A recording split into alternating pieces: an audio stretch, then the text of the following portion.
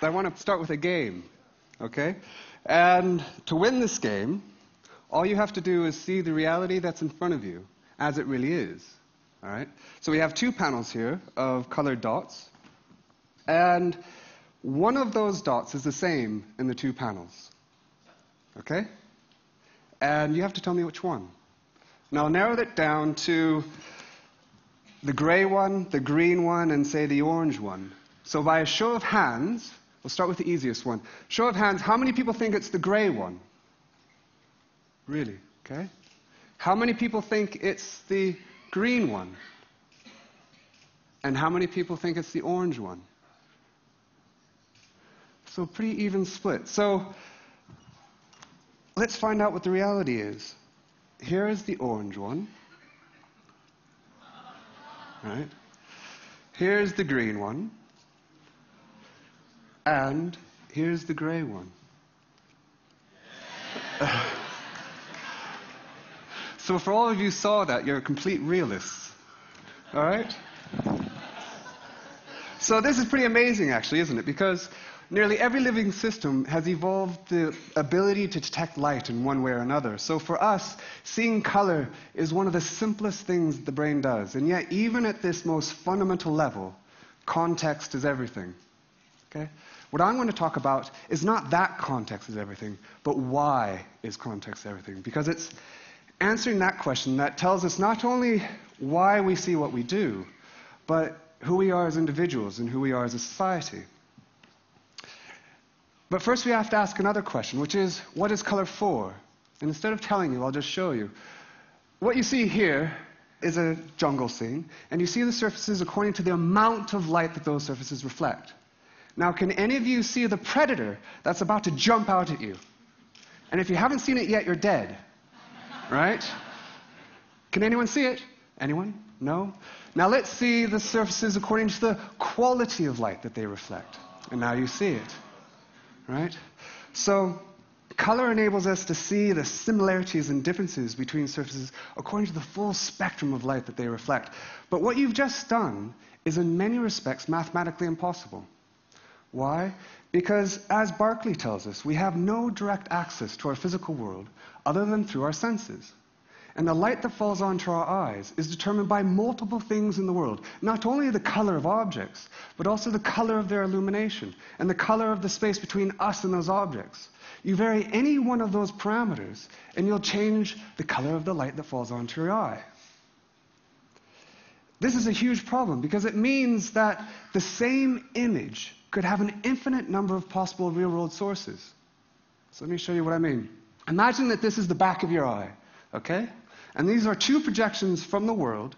They're identical in every single way. Identical in shape, size, spectral content. They are the same as far as your eye is concerned. And yet, they come from completely different sources. The one on the right comes from a yellow surface in shadow, oriented facing the left, viewed through a pinkish medium.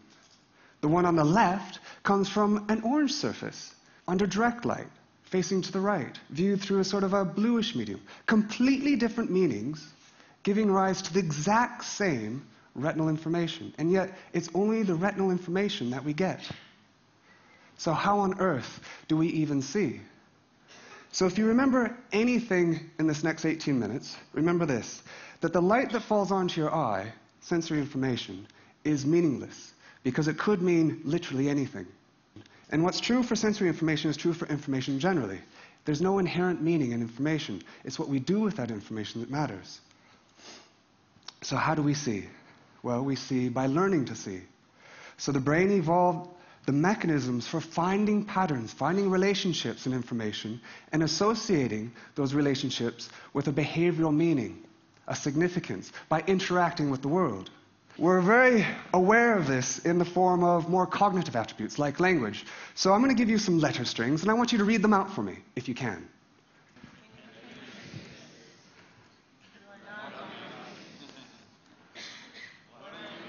what are you reading? Half the letters are missing, right? There's no a priori reason why an H has to go between that W and A, but you put one there. Why? Because in the statistics of your past experience, it would have been useful to do so.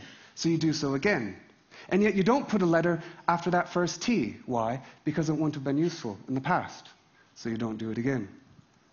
So let me show you how quickly our brains can redefine normality, even at the simplest thing the brain does, which is color. So if I could have the lights down up here, I want you to first notice that those two desert scenes are physically the same. One is simply the flipping of the other. Okay? Now I want you to look at that dot between the green and the red. Okay? And I want you to just stare at that dot. Don't look anywhere else. And we're going to look at that for about 30 seconds, which is a bit of a killer in an 18-minute talk. Okay? But I really want you to learn. And I'll tell you, don't look anywhere else. And I'll tell you what's happening inside your head. Your brain is learning. And it's learning that the right side of its visual field is under red illumination. The left side of its visual field is under green illumination. That's what it's learning. Okay? Now, when I tell you, I want you to look at the dot between the two desert scenes. So why don't you do that now? Can we have the lights up again? So I take it from your response, they don't look the same anymore, right? Why? Because your brain is seeing that same information as if the right one is still under red light and the left one is still under green light. That's your new normal. Okay? So what does this mean for context? It means I can take these two identical squares and I can put them in light and dark surrounds. Now the one on the dark surround looks lighter than the one on the light surround. What's significant is not simply the light and dark surrounds that matter. It's what those light and dark surrounds meant for your behavior in the past. So I'll show you what I mean. Here we have that exact same illusion. We have two identical tiles on the left, one in a dark surround, one in a light surround, and the same thing over on the right. Now what I'm going to do is I'm going to reveal those two scenes, but I'm not going to change anything within those boxes, except their meaning, and see what happens to your perception. Notice that on the left, the two tiles look nearly completely opposite. One very white and one very dark, right? Whereas on the right, the two tiles look nearly the same. And yet, there is still one on a dark surround and one on a light surround. Why? Because if the tile in that shadow were in fact in shadow, and reflecting the same amount of light to your eye as the one outside the shadow, it would have to be more reflective, just the laws of physics. So you see it that way. Whereas on the right, the information is consistent with those two tiles being under the same light. If they're under the same light, reflecting the same amount of light to your eye, then they must be equally reflective. So you see it that way. Which means we can bring all this information together to create some incredibly strong illusions. This is one I made a few years ago. And you'll notice you see a dark brown tile at the top and a bright orange tile at the side. That is your perceptual reality. The physical reality is that those two tiles are the same. Here you see 4 gray tiles on your left, 7 gray tiles on the right. I'm not going to change those tiles at all, but I'm going to reveal the rest of the scene and see what happens to your perception. The 4 blue tiles on the left are gray. The 7 yellow tiles on the right are also gray. They are the same, okay? Don't believe me? Let's watch it again. What's true for color is also true for complex perceptions of motion. So here we have, let's turn this around, a diamond. And what I'm going to do is I'm going to hold it here and I'm going to spin it. And for all of you, you'll see it probably spinning this direction. Now I want you to keep looking at it. Move your eyes around, blink, maybe close one eye, and suddenly it'll flip and start spinning the opposite direction. Yes? Raise your hand if you got that. Yes? Keep blinking. Every time you blink, it'll switch. Right? So I can ask you, which direction is it rotating? How do you know? Your brain doesn't know because both are equally likely. So depending on where it looks, it flips between the two possibilities. Are we the only ones that see illusions? The answer to this question is no. Even the beautiful bumblebee, with its mere 1 million brain cells, which is 250 times fewer cells than you have one retina, sees illusions. Does the most complicated things that even our most sophisticated computers can't do. So in my lab, we of course work on bumblebees because we can completely control their experience and see how that alters the architecture of their brain. And we do this in what we call the bee matrix. And here you have the hive. You can see the queen bee, that large bee in the middle there. Those are all her daughters, the eggs. And they go back and forth between this hive and the arena via this tube. And you'll see one of the bees come out here. You see she has a little number on her? Yeah, there's another one coming out. She also has a number on her. Now, they're not born that way, right? We pull them out, put them in the fridge, and they fall asleep. And then you can superglue little numbers on them, right? And now in this experiment, they get a reward if they go to the blue flowers. Okay, and they land on the flower. They stick their tongue in there, called a proboscis, and they drink sugar water. Now she's drinking a glass of water that's about that big to you and I. We'll do that about 3 times and then fly. Right? And sometimes they learn not to go to the blue, but to go to where the other bees go. So they copy each other. They can count to 5. They can recognize faces. And here she comes down the ladder, and she'll come into the hive, find an empty honey pot, and throw up. And that's honey. Okay? Now remember, she's supposed to be going to the blue flowers, but what are these bees doing in the upper right corner? It looks like they're going to green flowers. Now, are they getting it wrong? And the answer to the question is no. Those are actually blue flowers, but those are blue flowers under green light. So they're using the relationships between the colors to solve the puzzle, which is exactly what we do. So illusions are often used, especially in art, in the words of a more contemporary artist, to demonstrate the fragility of our senses. Okay, this is complete rubbish. Okay? The senses aren't fragile. If they were, we wouldn't be here.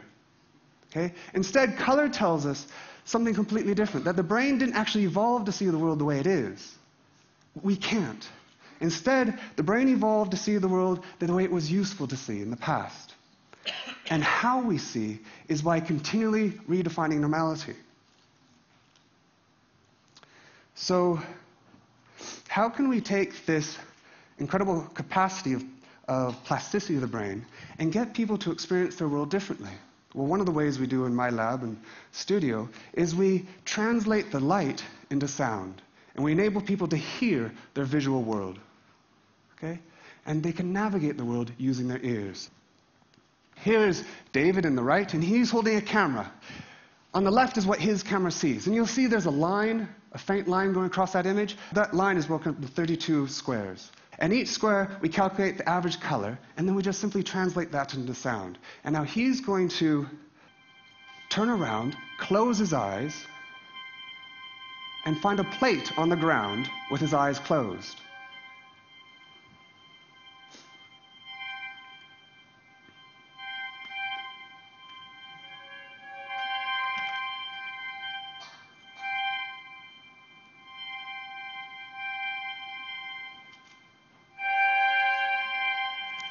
He finds it. Amazing, right? So not only can we create a prosthetic for the visually impaired, but we can also investigate how people literally make sense of the world. But we can also do something else. We can also make music with color.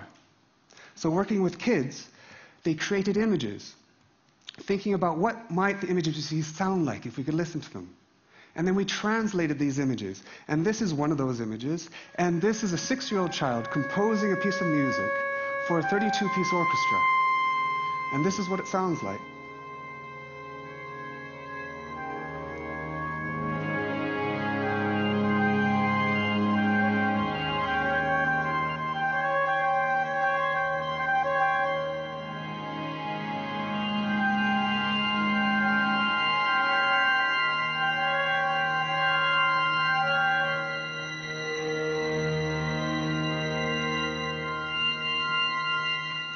So a 6-year-old child, okay? Now, what does all this mean? What this suggests is that no one is an outside observer of nature, okay? We're not defined by our essential properties, by the bits that make us up. We're defined by our environment and our interaction with that environment, by our ecology. And that ecology is necessarily relative, historical, and empirical, right? So what I'd like to finish with is this over here, because what I've been trying to do is really celebrate uncertainty, because I think only through uncertainty is there potential for understanding. So if some of you are still feeling a bit too certain, I'd like to do this one. So if we have the lights down, and what we have here, can everyone see 25 purple surfaces on your left and 25, call it yellowish surfaces on your right? So now what I'm going to do, I'm going to put the middle 9 surfaces here under yellow illumination by simply putting a filter behind them. All right? Now you can see that changes the light that's coming through there, right? Because now the light's going through a yellowish filter and then a purplish filter. And I'm going to do this opposite on the left here. I'm going to put the middle 9 under a purplish light. Okay? Now, some of you will have noticed that the consequence is that the light coming through those middle 9 on the right, or your left, is exactly the same as the light coming through the middle 9 on your right. Agreed? Yes? Okay, so they are physically the same. Let's pull the covers off.